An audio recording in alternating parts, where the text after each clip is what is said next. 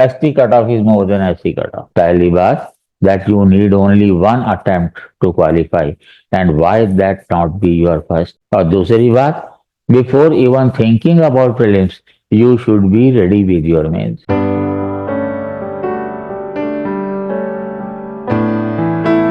Friends अभी परसों ही result आया और कल ही जो है ये कट ऑफ भी आ गया और एक आध दिन में ब्रेकअप भी आ जाएगा फाइनल सिलेक्शन वालों का और फिर उसके बाद जो है those who couldn't make it finally but made it to the interview उनका एंड फाइनली।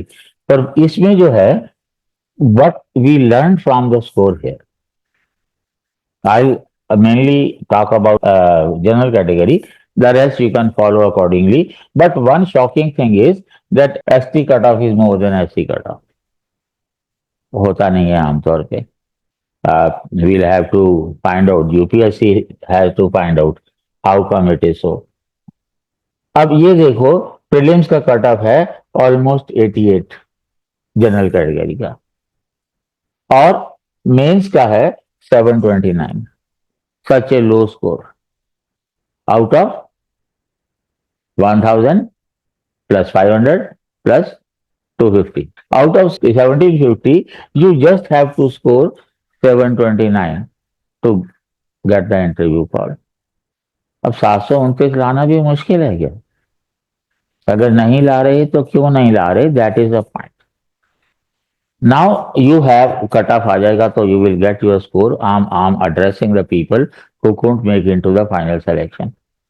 क्योंकि मेंस का कट ऑफ 729 है और फाइनल में जो है 947, ऑलमोस्ट यू कैन से 220 का डिफरेंस है. मतलब इंटरव्यू में 220 मार्क्स अगर आए तो the one who has got the lowest score in written can have final selection. 220 तो एक आध किसी के आ जाए तो आ जाए, हर बार तो आते भी नहीं. पहले इसकी क्या प्रॉब्लम है? 729 means what? You have 1000 for general studies, 500 for option, 250 for essay. अगर आपने ढंग से जीएस तैयार किया है तो क्या 40% भी नहीं आएंगे? 400 तो वही हो गए. और हमारे स्टूडेंट्स का जो एवरेज जो है स्कोर आंसरों में 275 होता है. मैं मैक्सिमम मिनिमम की बात नहीं करूंगा, एवरेज वो हो गया 275. कितना हो गया? 675. तो 729 लाने के लिए क्या ऐसे में उतना भी स्कोर नहीं होगा? डेफिनेटली होगा. ऐसे में you may be scoring say about 100. That means you have not done well in your general studies and और योर ऑप्शन. क्यों नहीं किया भाई? मैं बार बार हमेशा कहता हूं, पहली बात that you need only one attempt to qualify and why that not be your first. और दूसरी बात before even thinking about prelims you should be ready with your mains. ये लोग जो हैं जो स्कोर क्वालिफाई तो कर रहे हैं प्रीलिम्स में, मेंस के लिए अच्छे से तैयार नहीं थे, उनको एडमिट करना पड़ेगा और मेंस का स्कोर अभी आएगा तो उनको पता लग जाएगा. तो ऐसी हड़बड़ी क्या थी देने की? They could have waited. They could have continued with their mains preparation for the next year. That would have consolidated their position for the next year, 2025. नहीं किया. अब फिर वही हाल होगा, फिर मेंस उतने से अच्छे से तैयार नहीं होगा, फिर प्रीलिम्स क्वालिफाई कर जाएंगे, फिर मेंस के लिए टाइम नहीं मिलेगा. होल साइकिल विल स्टार्ट और सारे अटेम्प्ट खत्म हो जाएंगे. और फिर क्या होगा? लॉजिक, मेहनत तो बहुत की थी, किस्मत ने साथ नहीं दिया. किस्मत क्या करेगी इसमें? आपकी स्ट्रेटजी ही गलत है. I told you before thinking about prelims you should be ready with your mains. तो इसलिए पहला काम तो ये है कि ये कट ऑफ जो है it is because of the people who are concentrating just on prelims. And ironically सभी लोग आपको सजेस्ट करते हैं, मैं तो यहां देख रहा हूं राजेंद्र नगर में फैकल्टी जो है वो स्टूडेंट्स को बताती हैं कि अगर भैया प्रीलिम पास नहीं होगा तो मेंस में क्या करोगे. वो ये नहीं बताती कि भैया अगर प्रीलिम पास हो भी गया तो मेंस में क्या करोगे? कुछ नहीं कर पाओगे. प्रीलिम्स में लोग पूरा 1 साल, 1.5 साल, 2 साल लगा देते हैं, जबकि एक जनरल स्टडीज है, एक सी सेट है। जबकि मेंस में 4 पेपर जनरल स्टडीज के हैं, 2 ऑप्शनल के हैं, ऐसे है, इंग्लिश हिंदी है, और वो आप 3 महीने में कर लोगे। क्यों नहीं बताते ये लोग? सो बी श्योर, अब भी अगर आपका मेंस तैयार नहीं है तो drop it. Continue with your mains preparation and finish your mains preparation by end of July, maximum end of August.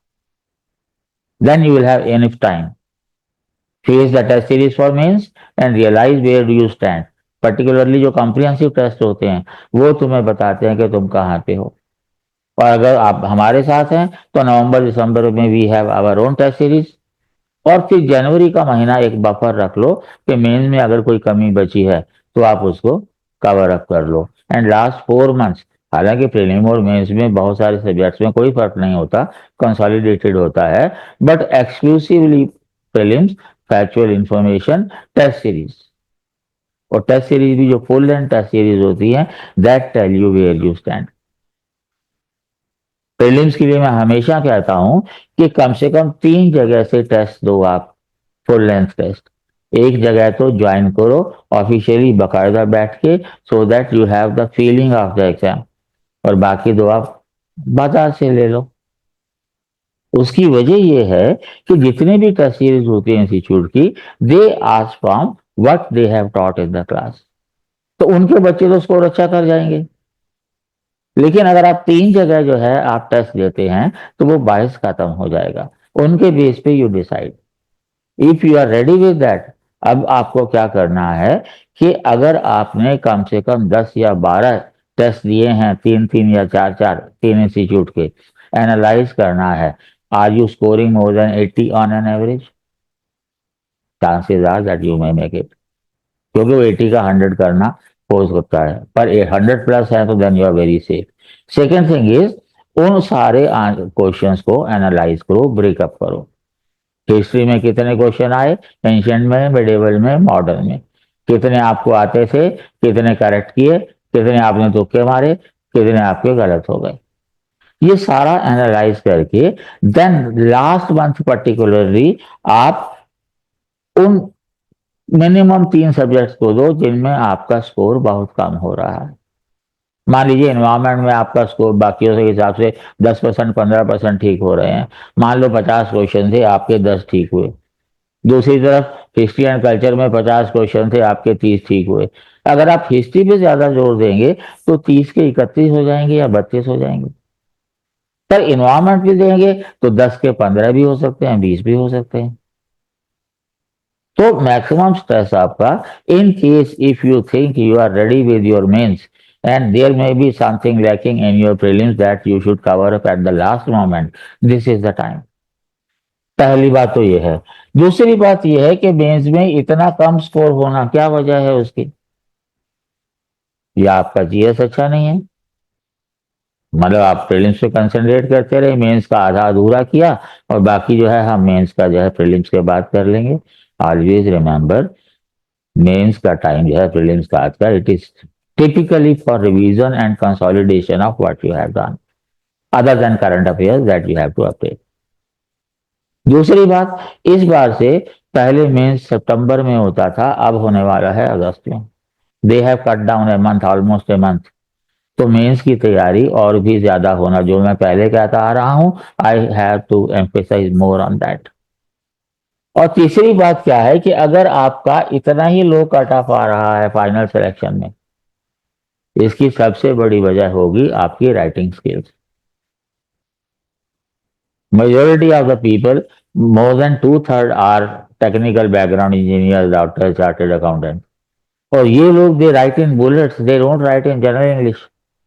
तो जिसकी वजह से जीएस में हो सकता है कि वो 400 स्कोर कर दें, पर सोशल साइंसेज के ऑप्शन में you can score 300, but you may be scoring 250, 260। उसी तरह से ऐसे में if you have developed your writing skills, you can score 140, 145, 150, but you may be scoring 120, 125, and the rest you may make up in your interview, और final selection में आपका नाम आ गया। बट स्टिल जो पोस्ट आपको चाहिए वो नहीं मिली जो आप डिजर्व करते हैं फिलहाल, विद ऑल योर मिस्टेक्स, वो आपको मिली। एंड दिस वट एवर आप discussing, this will be true for every exam, every subsequent exam. और अगर जरा भी आपको डाउट हो तो आप जो है वो पूछ सकते हैं, you can come personally also. But issue ये है कि स्कोर जो है, जो आप वहां पे आपका ग्रेडिंग स्कोर में 8.5 से 9 स्कोर होता रहा है, वो यहाँ पे जो है 40-45% पे क्यों रह जाता है? यूपीएससी बायस तो नहीं है? अगर जीएस में टॉपर का एक पेपर में 100 मार्क्स होता है, आप कहते हैं हाँ very good, 100 out of 250, how much is 40%? 40% तो फेल गिना जाना चाहिए। और आप उन्हीं की कॉपीज को देख करके नकल करते हैं, अपने आंसर बनाते हैं। ये आपको अपने कोच से पूछना चाहिए, अपने काउंसलर से पूछना चाहिए कि हाउ टू मेक इट 50% और 60%। और दूसरी तरफ अगर किसी के 125 130 आ रहे हैं, लेकिन दूसरे पेपर में जो है वो 90 आ रहे हैं, तो इसका मतलब जाहिर है कि जिसमें उसका परफॉर्मेंस अच्छा है, उसकी नॉलेज भी उतनी अच्छी होगी, उसकी प्रेजेंटेशन भी उसकी अच्छी होगी। द सेम प्रेजेंटेशन आप बाकी जगह भी यूज कर सकते थे, इसका मतलब है वो आपके वीक एरिया से। अगर जीएस में 100 अच्छा है and you are it is 40%, तो ऐसे में अगर 40% आता है 100, तो फिर क्यों नहीं कहते कि अच्छा है? फिर कहते हो नहीं जी वो तो 130 140 होना चाहिए। अगर ऐसे में 130 140 चाहते हो, तो ऑप्शनल में 130 अच्छा स्कोर क्यों नहीं है? नहीं जी वो तो 155 से ऊपर ही होना चाहिए, 150 होना चाहिए। आप समझते हैं कि ऑप्शनल के लिए बायस है यूपीएससी? बायस नहीं है, आपको समझना है यूपीएससी को। UPSC is sheer strategy. तो बेहतर परफॉर्मेंस के लिए I want that this cut off should go higher. और ये तो तभी डिपेंड करेगा अगर आप स्ट्रेटजी के साथ, with good writing skill develop करने के साथ, विद गुड एक्सप्रेशन के साथ, with high level of motivation के साथ और कंसिस्टेंसी के साथ सारी तैयारी करेंगे। मुझे नहीं लगता कि आपकी परफॉर्मेंस, अगर आप नहीं हुआ इस बार, आप इन बात को फॉलो करेंगे, तो अगली बार ऐसी कोई हालत होगी कि आपको अफसोस हो कि रिजल्ट क्यों नहीं आ रहा। Please Singh. Hello, friends. I want to highlight the difference that people often observe between the general category and the person with disability category 5. It's almost half of the general category cutoff. And many people say that it is unfair. It is not unfair because the people who belong to this category have multiple disabilities. And because of that, their struggle is way more bigger than a candidate coming from general category. I happen to know one person, one such person. He was a student of our test series. Name is Sonu Shiv. Quite an inspirational personality. He was assistant commando in BSF. During the commando training, he had an accident, and because of which he got dual disability in his ear and in his legs. And the same year, this miss incidents, the ill incidents that brought no a big question mark on UPSC's appointment of person with disability. The lady Pooja Khedkar, she got the seat. UPSC has thankfully disqualified him because of the help of some handful of honest people in the system. But this raises a big question mark. That no, an army man, a Fauji, could not go through because of such corruption. Deserving one, yet aims, he uses crutches to walk, and yet they gave him 0% disability for legs. A huge, huge question mark on the appointment and evaluation of person with disability. So things are not easy. People are taking advantage, rather they are taking the misadvantage of such loopholes in the system. Probably that is the reason why UPSC has made your prelims form filling such complicated this year, so that the chances of these mishaps are lesser. Another thing to ponder upon. Thank you.